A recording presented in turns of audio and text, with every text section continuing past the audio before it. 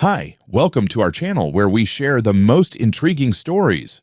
A battle-hardened Marine seeks peace in a quiet home until a power-hungry HOA president declares war on his freedom. Fake cops, forged laws, and suburban tyranny collide in a darkly hilarious showdown. This isn't just about property, this is war.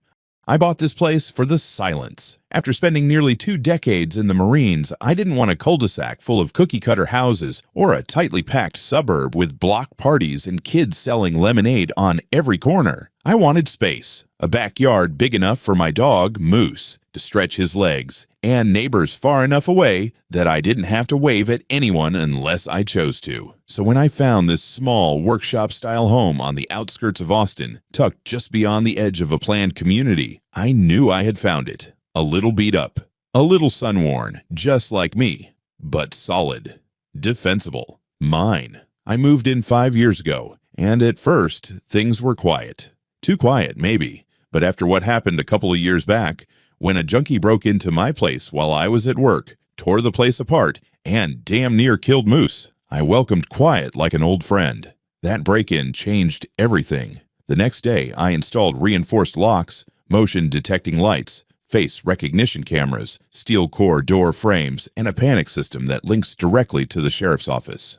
Call me paranoid, I don't care. I sleep better knowing I'm the hardest target on this road. The irony is, I never thought the real threat would come from the HOA across the street. Maple Ridge, they call themselves. Sounds like something you'd see on a box of pancake mix. Their entrance is grand. Faux stone walls, manicured hedges trimmed like they were done with dental floss, and a fountain that's lit up at night like the damn Bellagio. I'm not part of Maple Ridge. My property was zoned separately, bought directly from the previous owner, and clearly marked outside their jurisdiction. That was part of the appeal. No HOA, no rules, no one to tell me what color to paint my shed or when to mow my damn lawn. But then came Karen. Karen Walker moved in about 3 months ago and wasted no time making herself known. Short blonde bob, always in pristine athleisure, and the kind of posture that screams, "I have a clipboard, and I will use it." Within 2 weeks, she got herself elected president of the HOA. Within 3, she started poking around properties near the edges, including mine, preaching something about a moral jurisdiction radius, or some kind of suburban gospel I didn't ask to hear. The first envelope came a week after that, typed, sealed, and stamped with the official Maple Ridge HOA logo. I didn't open it right away. It wasn't addressed properly, just resident, and I figured it was junk. But curiosity got the better of me. Inside was a polite but firm notice of inclusion opportunity outlining a one-time voluntary onboarding fee of $1,200, followed by monthly dues of $150. It listed benefits like community cohesion and aesthetic alignment. I tossed it in the shredder. The next week, I found a handwritten note under my windshield wiper, written in perfectly rounded cursive. "We noticed you haven't responded to the welcome packet. Your formal grace period ends on the 15th. We hope you choose to be part of our values." No signature, just a little HOA logo sticker in the corner, like a smug little stamp of authority. I laughed. I really did. Out loud, right there in the driveway. I figured it was some kind of neighborhood overreach, maybe a mistake. My property records are ironclad. I checked them when I bought the place, and again, after the break-in. Everything's filed and certified. No overlap, no ambiguity. I was outside the lines, and that was that. Then came the invitation. It was hand-delivered. One of the neighborhood teenagers walked it up the driveway, handed it to me like it was a subpoena, then scampered off. The envelope was embossed. The letter inside read like it was written by a cult. All talk about enfolding the outlier into the fabric of our thriving collective, and an obligatory assembly of proximate participants scheduled for Friday at 7 p.m. I was listed by name as the subject of agenda item number 2, forced inclusion under precedent-based community mandate. That was the first time I felt a little tick of annoyance in the back of my skull. Not concern, not yet, just that tingle you get when someone tries to piss on your boots and call it rain. I didn't go to their little assembly. I had better things to do, namely reorganizing my tool bench and giving Moose a bath. But that didn't stop them.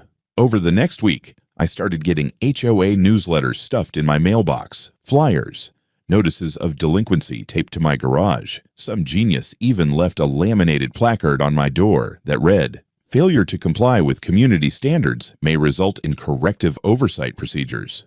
That one I framed and hung in the garage, next to the rack of aluminum baseball bats. By this point, I knew Karen wasn't just playing around, she was escalating. She'd taken my lack of response as some kind of declaration of war. I even caught her walking the edge of my property one afternoon, eyeballing my security cameras like she was casing the place. She saw me watching, waved, and smiled like we were best friends. I didn't wave back. Still, I didn't engage. I didn't call, didn't threaten, didn't go knocking on her door. I'd been in enough real conflicts to know not to throw the first punch, but in the back of my mind, I started to feel it. That old edge sharpening. That part of me I'd hoped to let go when I left the Corps. The one that started asking questions like, what's her next move? How far will she go? Because this wasn't about dues anymore. Not really. It was about someone who wanted control over something that wasn't theirs. And that's a line I don't let people cross. Not ever. The HOA newsletter changed tone around the second week. No more smiley language about community pride and shared goals. Now it sounded like something out of a bad dystopian manual, passive-aggressive with a hint of legalese. Non-participation in community cohesion efforts, one letter claimed, may result in secondary enforcement. Another had a helpful diagram showing a newly adopted 400-foot buffer zone, with my house neatly labeled as non-compliant Parcel A. They'd even color-coded it in red. I wasn't sure if I was supposed to be embarrassed or impressed. They had clearly spent some time making me into the villain in whatever self-important HOA PowerPoint presentation they were passing around. Still, I kept my cool. I reviewed my deed again, checked the county land registry online, confirmed what I already knew. My property had zero overlap with Maple Ridge. Zero. Full independence, confirmed and notarized. So I did what any normal person would do. I printed out all the documentation, highlighted the relevant portions, and mailed a certified letter to the Maple Ridge HOA address, along with a little handwritten sticky note. Please stop bothering me. This house is not, has never been, and never will be part of your association. Kindly shove your buffer zone. Okay, I didn't include that last line, but I thought about it. A lot. I figured that would settle things. It didn't. Instead, they escalated. A few days after I sent the letter, a little gray sedan started parking across the street from my house around 10 in the morning and again at dusk. Same car, same spot, sometimes for 10 minutes, sometimes for an hour. I got a good look at the guy inside. Balding, sunglasses, holding what was either a camera or a set of binoculars. Hard to tell from the porch. He wasn't subtle, which made me think maybe he wasn't trying to be. Moose didn't like him. That much was clear. Every time the sedan showed up, Moose growled low, ears back, tail stiff. Normally, he's a big teddy bear, but he knows when someone's got bad intent. That's part of why I trust him more than most people. The next week, the weirdness multiplied. Flyers started showing up on my mailbox post, advertising an emergency HOA policy meeting. I was listed as Item 3, unauthorized use of shared infrastructure. Apparently, the fact that I drove on the same public road as Maple Ridge residents meant I was benefiting from their taxpayer-funded maintenance. I almost choked on my coffee when I read that. I live in Texas. We don't tolerate people laying claim to public roads like it's feudal England. But there it was, in writing, complete with proposed road use contribution fees. That one earned a spot on my fridge, right next to Moose's vet appointment magnet. I started getting approached by residents. Not confrontationally, not yet, but with that curious, neighborly, we're just trying to understand energy that always hides a demand. One woman in a yoga outfit stopped me at the gas station and asked if I was the guy who won't join. Another told me that it's not about control, it's about unity. One even said, Karen's trying to help you, you know. You'd be safer with us. Safer. That word stuck in my head like a splinter. Safer from what exactly? That weekend, someone started walking the perimeter of my property at night. I caught them twice on camera. Once a shadowy figure near the backyard fence line, once pacing slowly along the gravel by my garage. Hood up, face turned away from the camera, flashlight in hand. They never came close enough to trigger the floodlights, but it was enough. I added 2 more IR cameras and set Moose to sleep in the foyer. Then came the kicker. I walked out to my truck one morning, Monday, around 7:30, and found a laminated card under my windshield wiper. Final opportunity notice. Failure to engage in voluntary onboarding will result in administrative proceedings under the President Inclusion Mandate. Meeting scheduled Friday, 7 p.m.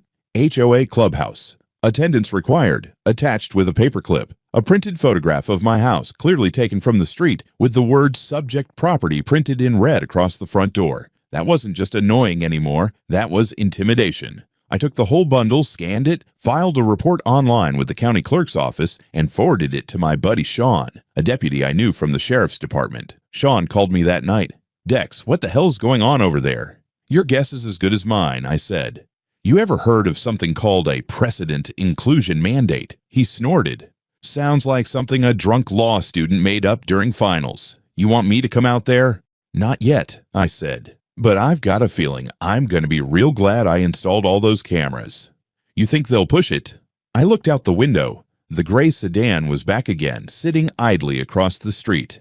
"Yeah," I said. "I think they're just getting warmed up." I was halfway through fixing the tension spring on the garage door when they came. It was just past 8 in the morning, early enough that the dew hadn't burned off the lawn yet, but late enough that most normal people were already at work or sipping their coffee in peace. I was in work boots, cargo pants, grease on my forearms, Moose laying nearby, chewing on a shredded tennis ball. Another normal morning. Then I heard the knock. 3 loud, deliberate thuds. Not the casual tap of a neighbor or a delivery guy. This was the kind of knock that says, "Open the door, or we'll find a way in." I checked the side monitor mounted above my workbench. I've got full perimeter cameras, all angles, and when I switched to the front porch view, I paused. 3 men stood on my porch, all wearing black tactical-style uniforms with reflective vests. The words Community Enforcement Division were stitched across the chest like they were trying real hard to look official. 2 had sunglasses on. The third, a heavy-set guy with a clipboard, had a ridiculous patch on his sleeve that looked like a homemade badge. It even had a golden oak leaf, like someone tried to Google what police insignia looked like and stitched it onto a budget Halloween costume. The clipboard guy knocked again. "Mr. Dexter Winslow, this is an official HOA enforcement call. Please open the door." I didn't move. He cleared his throat and continued, reading like he was auditioning for a high school production of Law & Order. "You have been served a notice of final non-compliance per Maple Ridge Ordinance 64 Bravo. Under Community Directive, we are authorized to collect unpaid dues and initiate pre-asset assessment procedures. This is your last chance to comply voluntarily." Moose let out a low growl that built into a rumbling bark. I kept one hand on his collar as I unlocked the door, just enough to crack it open. I didn't step outside. I didn't need to. The big guy looked up from his clipboard, trying to look tough. "Sir, we're here to collect payment, $1,200 for onboarding and 3 months of unpaid dues, plus processing." "Processing?" I repeated, blinking at him. "That's correct." He nodded. "Buddy," I said, "I'm not in your HOA. You have no jurisdiction, no claim, and no right to be on my porch." The guy behind him, taller, buzz-cut, clearly the muscle of the group, shifted slightly. He was holding something behind his leg. I squinted. It was a damn taser, civilian grade, but still, not concealed, not legal on my property. Clipboard guy kept going. "We have a directive signed by HOA leadership authorizing escalation in the case of non-compliance." He lifted a single page printed on cheap office paper. It had a Maple Ridge logo at the top and what looked like a fake watermark. "I swear to God," I muttered, "if you guys printed that off Canva." The tall one took a step forward. His boot landed just past the welcome mat, inside the boundary of my entry sensor. He didn't know what he had just done. I reached into my pocket and thumbed the panic button on my key fob. No sound, no siren, just a silent signal sent through my system, directly to the sheriff's office. 3-minute average response time. Clipboard guy continued talking, but I wasn't listening anymore. I was watching his eyes. He thought he was in control. They all did. Like they were playing real-life SWAT in some HOA LARP fantasy. The third one, shorter, twitchier, with a sweat-stained cap under his helmet, started shifting side to side like he was itching for something to happen. Then the big one made the mistake. He leaned into the doorframe and said, "Sir, if you don't comply, we'll be forced to initiate a soft breach and begin immediate lien enforcement." I blinked. Soft breach. That's correct. "You mean breaking into my house?" Clipboard guy tried to backtrack. It's more of a symbolic my ass, I said, and raised my voice. You're about 5 seconds away from doing something real stupid. That's when Moose lunged. I kept my grip tight, but the sound he made, deep, angry, primal, echoed off the porch like a shotgun blast. The twitchy one flinched so hard he dropped whatever he was holding. It hit the deck with a clatter. A stun baton. A goddamn stun baton. Things were about to go sideways when I heard it. The beautiful wail of sirens cutting through the morning air like a promise. 2 patrol cars skidded onto the street in tandem, lights flashing, doors flung open. Sheriff's Department, hands where we can see them. All 3 of them froze. Clipboard Guy's fake badge fell off his vest as he instinctively raised his arms. The tall one turned to bolt, panicked, made it 3 steps down the stairs, and slipped on a damp patch of concrete, flailing like a cartoon character before hitting the ground with a bone-snapping crunch. He screamed, loud. Jesus Christ, one of the deputies muttered, racing over. That guy just broke his damn arm running from a house he wasn't even allowed to be at. The twitchy one just dropped to his knees, hands behind his head, mumbling something about just being a volunteer. The sheriff himself, big man, cowboy hat, gold star pinned to his chest, walked up to my porch and looked me dead in the eye. You okay, Dexter? I nodded. They brought tasers to a front porch conversation. He grunted, turning back to the fake squad. All right, boys, let's see what kind of brain damage we're working with. The sheriff's team started patting them down. What they found: 2 stun batons, 3 fake badges, a clipboard full of collection notices and property citations typed in Comic Sans, a laminated map labeled Phase 1 targets with my house circled in red, and a handwritten note that read, if hostile, use gentle force. Don't damage property. We don't want another incident. They weren't just idiots. They were organized idiots. The sheriff pulled one of the documents from the clipboard, flipped through it, then snorted. This isn't a legal document. This is a damn printout from Microsoft Word with a coffee stain on it. I could see the local news van pull up at the end of the street, probably tipped off by the scanner. One of the deputies held up a badge and waved them off. The tall guy on the ground was still moaning. The sheriff turned to me. Mind if we take your footage? Already queued it for you, I said, tapping my phone. He nodded approvingly. Smart man. As they cuffed the 3 goons and loaded them into the back of the cruisers, Moose finally laid back down, satisfied. I watched the door of the patrol car slam shut and thought, they came to collect $1,200. Now they're collecting charges. They were still trying to play tough, even in cuffs. Clipboard Guy, real name turned out to be Evan Doyle, was sitting on the curb, wrists zip-tied behind his back, mumbling something about sovereign community enforcement rights, while a deputy cataloged the contents of his backpack, which, to no one's surprise, contained a roll of pre-filled citation forms, all labeled with HOA logos, and what looked like forged barcodes. The tall one, Kyle, I think, was being loaded into the back of an ambulance. His left arm was bent at an angle you don't see unless bones are involved. He'd stopped screaming, but only because they'd given him something to shut him up. The EMTs didn't even look surprised when the sheriff told them how he'd gotten hurt. Just another idiot in a costume falling downstairs he had no business being on. The twitchy one was named Randy. Poor bastard looked like he'd signed up for the wrong Civil War reenactment and ended up in a felony. He kept asking if this would affect his job at the Jiffy Lube. One of the deputies told him it probably would. The sheriff had taken over my kitchen, standing at the counter flipping through a pile of documents his deputies had confiscated from the suspect's fake patrol vehicle. A gray SUV parked 2 houses down. Moose sat next to the table like an assistant investigator, tail thumping each time someone mentioned Karen's name. We got printed eviction warnings, one deputy said, laying them out.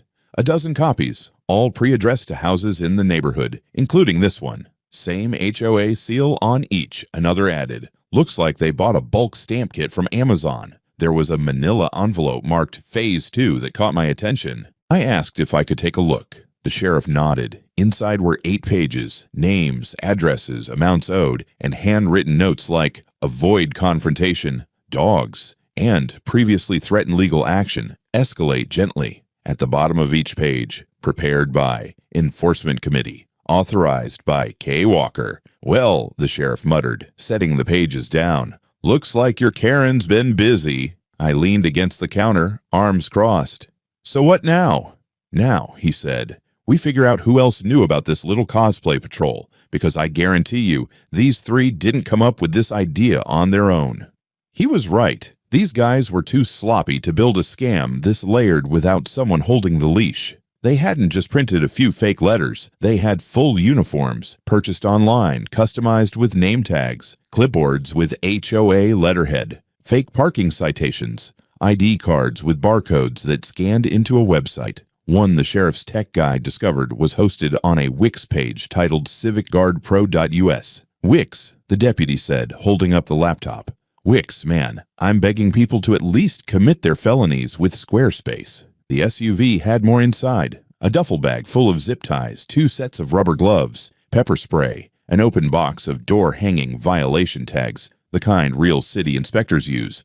But these were labeled Community Enforcement Zone, with checkboxes for things like unauthorized paint color, lawn nonconformity, and, my personal favorite, vibes inconsistent with neighborhood aesthetic. I almost laughed, but then I saw the last form. It was a notice of lien. It had my name on it, my address, and a bold black title, Pending Property Seizure Authorization, Maple Ridge HOA. It was signed, actually signed, by Karen Walker. My chest went tight. I wasn't angry. Not yet. That came later. Right now, I was calculating. The sheriff was already 2 steps ahead. He turned to his senior deputy, a square-jawed guy named Becker, and said, "Get a team over to the Maple Ridge Clubhouse. I want the HOA's internal records, every printed agenda, email, budget ledger. I want it all."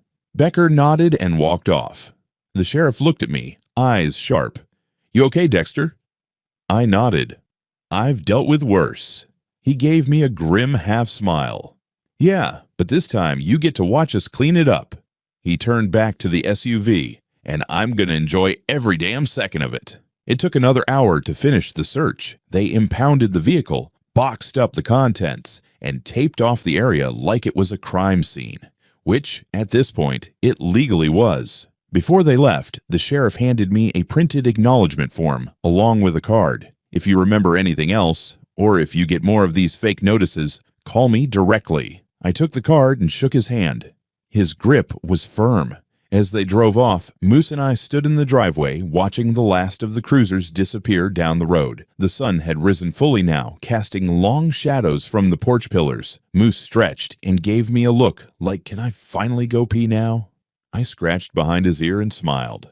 "Yeah, buddy, let's water the lawn. Maybe we'll even break a community ordinance or two while we're at it." By the next morning, Maple Ridge looked less like a picture-perfect community and more like a crime scene politely trying to hide its shame. There were unmarked cars parked outside the HOA clubhouse, suited investigators going in and out with laptops, boxes, armfuls of files. Someone had draped a blue tarp over the HOA's community bulletin board. I assumed to keep the public from seeing the stack of enforcement citations pinned there with thumbtacks like twisted art projects. I wasn't invited to the initial warrant execution, but the sheriff kept me in the loop. Turns out, Karen Walker wasn't just behind the curtain. She built the stage, cast the actors, and directed the whole damn show. She hadn't just given the green light to the fake patrol. She had created an internal security oversight committee without board approval, used HOA funds to purchase uniforms, gear, and even the SUV they were using, forged a letter from the city clerk's office stating that properties within a proximity impact radius could be provisionally governed by Maple Ridge pending legislative adoption. It was impressive in a deeply illegal kind of way. And it got worse. They found the receipts, literal receipts, from hardware stores, printers, tactical supply outlets, all tied to the HOA's shared debit account, the same account that was supposed to be used for landscaping, pool maintenance, and mailbox repairs. Karen had authorized every transaction. Her signature was on all of them. That was enough to get 2 more people arrested that afternoon. The HOA treasurer, a squirrely guy named Brent, who always wore sweaters even in summer, and her compliance director, a retired insurance adjuster with the personality of drywall, named Linda. Both claimed they were just following orders. Of course they did, but the paper trail was solid. Brent had moved over $20,000 into an unlisted special projects fund, while Linda had emailed the patrol instructions for each target property, including mine. At this point, the HOA board was imploding. 2 other members resigned the moment the sheriff's team walked into the clubhouse. Another had already left the state 2 weeks prior. Vacation, they claimed. I wouldn't be surprised if they just kept driving. Meanwhile, my house was turning into a minor media hub. Reporters kept driving by, some stopping to ask questions. I declined most of them, but one guy from a local station asked me what I thought of the situation. I told him, some people build fences, others build empires. Karen built a damn HOA dictatorship and ran it like a soap opera villain. He laughed. I didn't. That night, I got a call from Sean, my buddy at the sheriff's office. You might want to be home tomorrow morning, he said. There's a meeting happening, and you'll want a front row seat. I didn't ask questions, just set my coffee maker and made sure the cameras were recording from every angle. The next day, just after 9, the sheriff and 3 deputies walked up the freshly mulched path to the Maple Ridge Clubhouse, flanked by a representative from the district attorney's office. Local residents stood nearby, pretending to be busy with dog walking or jogging while clearly eavesdropping. Karen had scheduled a community clarification session. I assume she thought she could spin the whole thing as some minor misunderstanding. Her signature move, charm, deflection, and guilt-tripping, all with a smile as tight as a piano wire. She walked out onto the clubhouse steps in a white blazer and HOA pin, like she was about to accept a Lifetime Achievement Award. A podium had been set up. Cameras were rolling. I stood across the street, arms folded, next to Moose. He was panting like it was entertainment. Karen tapped the microphone. I want to personally apologize for any confusion caused by recent security measures implemented by our committee. That was as far as she got. The sheriff stepped up, unfolded a printed document, and calmly said, Karen Walker, you are under arrest for criminal impersonation, conspiracy to commit fraud, misappropriation of funds, unlawful detainment conspiracy, and unlawful use of municipal identifiers. Please place your hands behind your back. She blinked once, twice, then laughed. You're kidding. This is a mistake. He wasn't. Karen tried to step back, but the deputies were already on her. They didn't shove. They didn't have to. The tension in her face cracked for just a moment as they cuffed her in front of everyone. Cameras clicked. Gasps. Someone, I think it was the woman with the Pomeranian, actually cheered. Karen turned toward the crowd, trying to salvage something. This is political. They're targeting me for trying to protect this community. No one responded. Someone filmed her being walked down the clubhouse steps and into the back of the cruiser. She didn't struggle. She just stared straight ahead, like her mind was somewhere else, maybe flipping through alibis or wondering how fast her lawyer could make this go away. Spoiler alert, not fast enough. The sheriff looked over at me as the door shut and gave a small nod. Not smug, just solid. Like a man ticking a box off his to-do list. Moose wagged his tail. I always thought courtrooms were supposed to feel bigger. Movies make them look grand. Vaulted ceilings, echoing footsteps, judges glaring over half-moon spectacles while gasping juries clutch their pearls. Reality? Beige walls, bad lighting, fluorescent buzz that could fry a mosquito midair, and a smell somewhere between floor wax and bureaucratic despair. Karen sat 2 rows ahead of me, back perfectly straight, blazer freshly pressed. She looked like a PTA mom on trial for insider trading, not for impersonating law enforcement, orchestrating a fake paramilitary HOA squad, and nearly getting someone electrocuted on their own front porch. But she still had that look, like the room owed her something. Her lawyer, some slick-haired suit from Houston, was whispering in her ear the entire time, probably telling her to keep her face neutral, not to react. She didn't. Not when the charges were read out. Not when they introduced evidence. Not even when the sheriff handed over a USB drive full of footage showing her officers threatening to breach my front door with a taser and a Word document. She didn't flinch. Until the DA played the audio recording. That's when she blinked. It was a phone call, recorded just a week before her arrest. Her voice, unmistakable, crisp as day.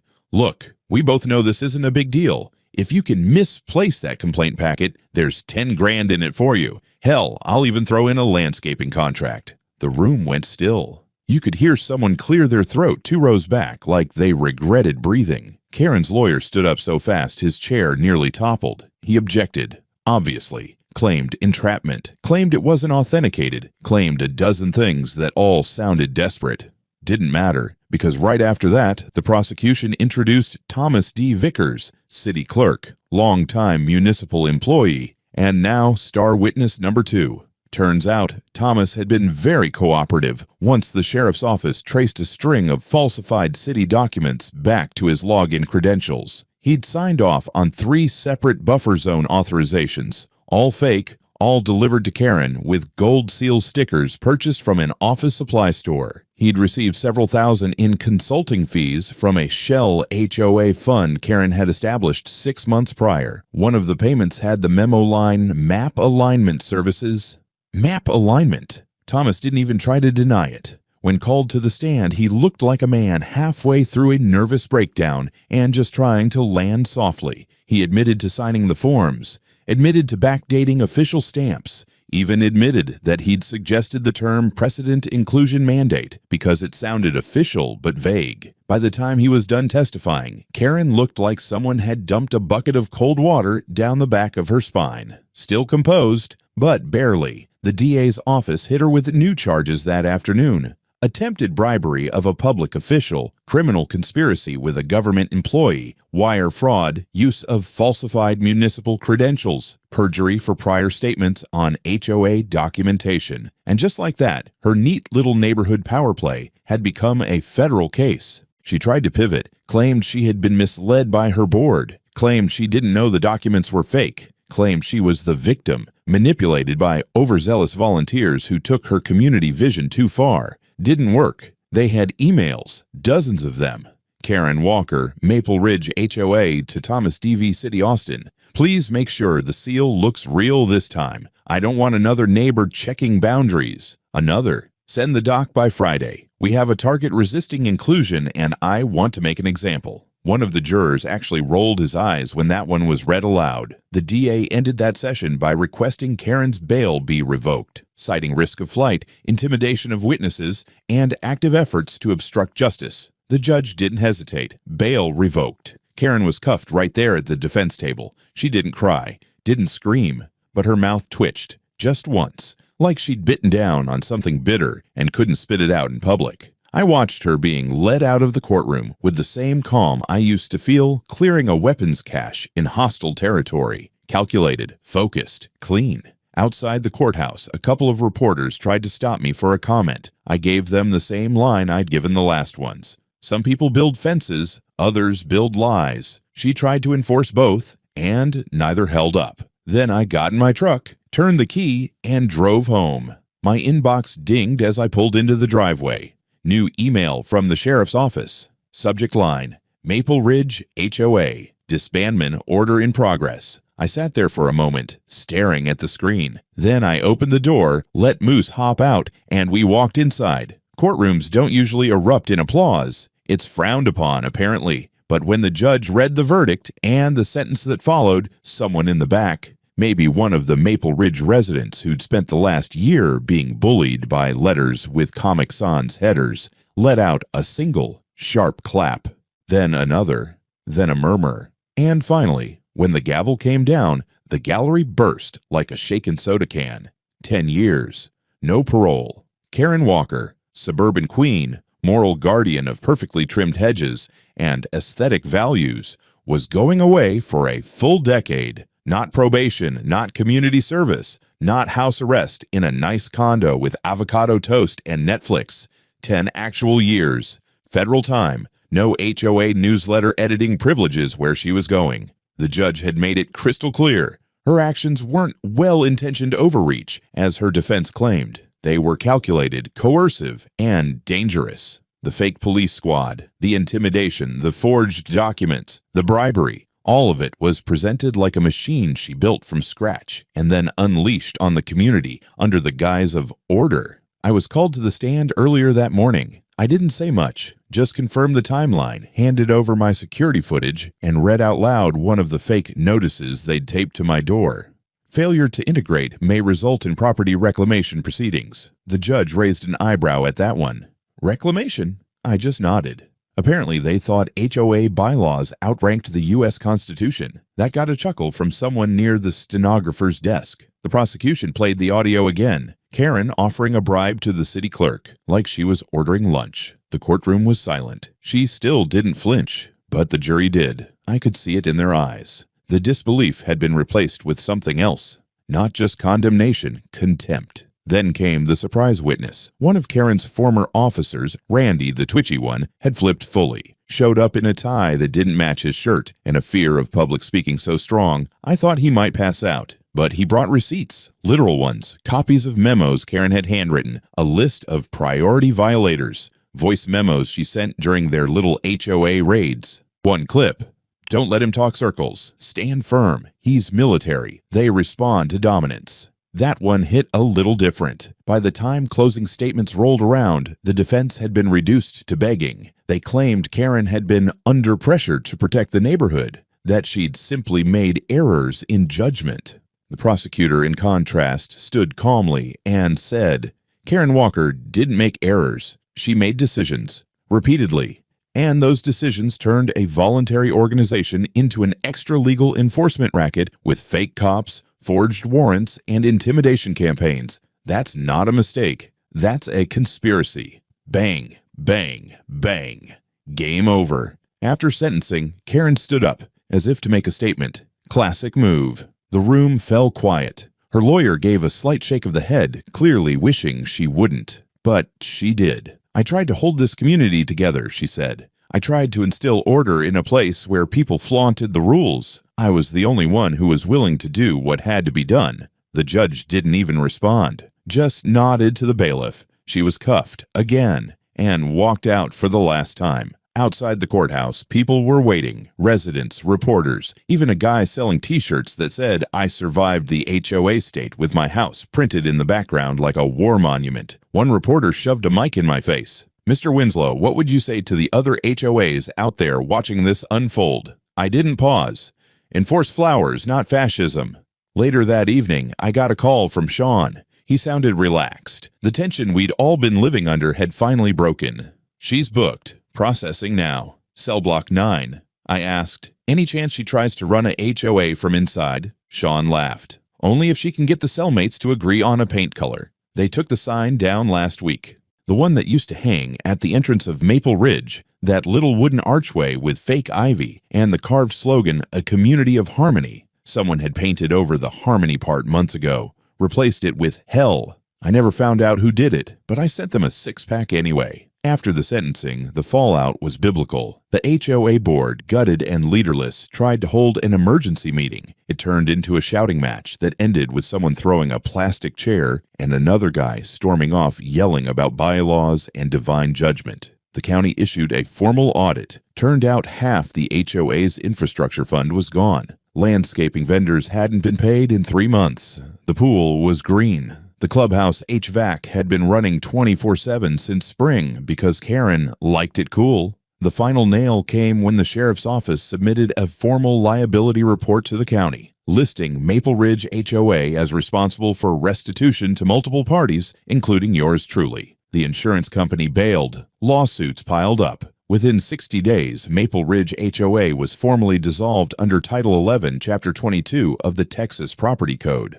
All assets frozen, remaining funds to be distributed under court supervision. What's left of the neighborhood is now under temporary management from a third-party administrator who looks like he wants to be anywhere else. Karen's house, or what used to be hers, was seized under forfeiture statutes. I watched them clear it out. A lot of white furniture, a weird number of throw pillows with passive-aggressive quotes. One said, live, laugh, love. Another said, respect the rules or leave. Oh, the irony. The property was auctioned off to a commercial developer. Last I heard, they're planning to build a duplex. Something modern, sleek, non-HOA. As for me, I took the settlement. $350,000 in damages, legal fees, and what the judge called psychological torment due to HOA paramilitary activity. I used some of it to expand my security system, tripwire detection, upgraded camera feeds, full thermal overlays, and a new reinforced front door made of aircraft-grade aluminum. I also bought a bigger truck. The rest went into a new business, Vigilant Consulting, Homeowner Defense Solutions. I consult now. for folks caught in HOA wars, neighbor disputes, and anyone who just wants to know how to keep their damn house safe from suburban crusaders. I've got a waiting list 6 months long. My story ended up on the news more times than I can count. Someone made a podcast episode out of it. One of the true crime channels called me the man who shot down an HOA without firing a shot. I still live in the same house. Moose is older now, sleeps more, but still perks up every time a clipboard shows up on my security feed. And I added a little something to the front gate. A custom steel sign, matte black, laser engraved. It reads, "This property is protected by the Constitution of the United States and a $12,000 security system. Try me, and you'll end up where Karen did." No one's tested it yet, but if they ever do, well, I've got extra zip ties in the garage.